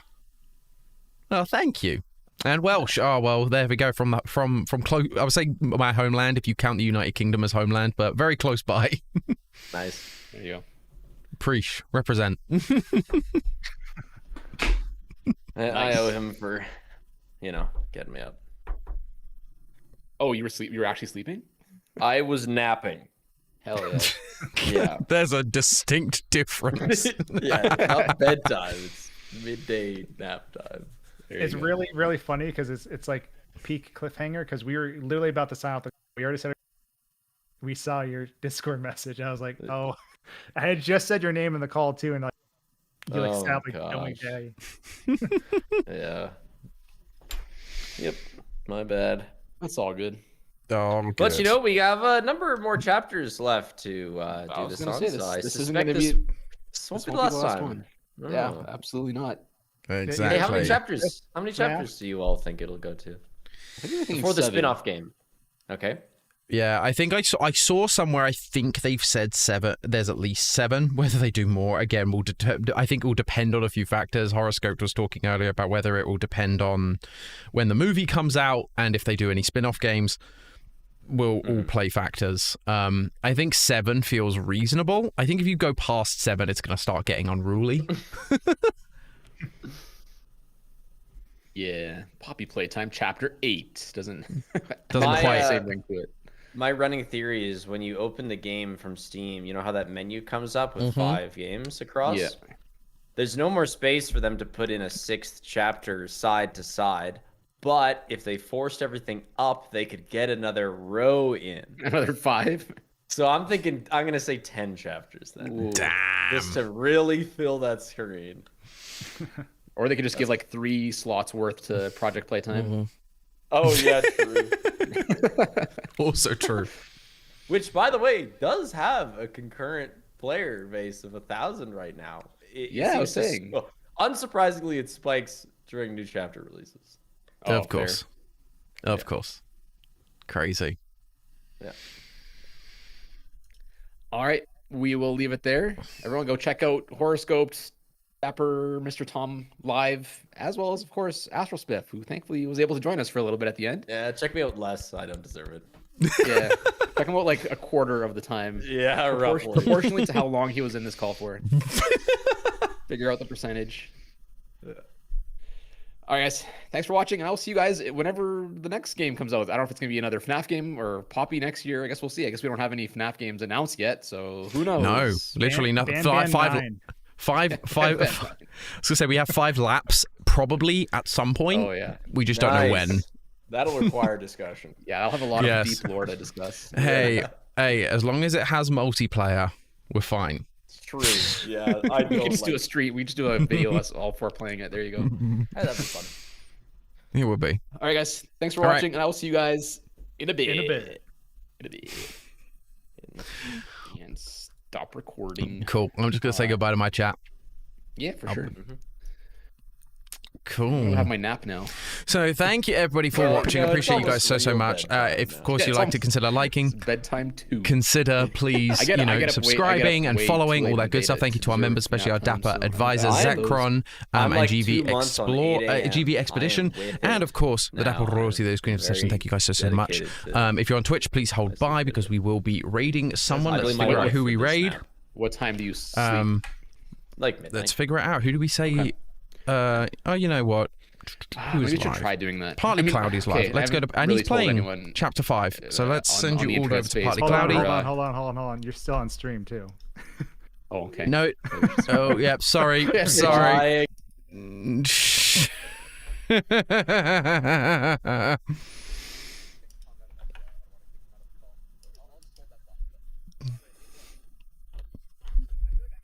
I forgot to mute everyone.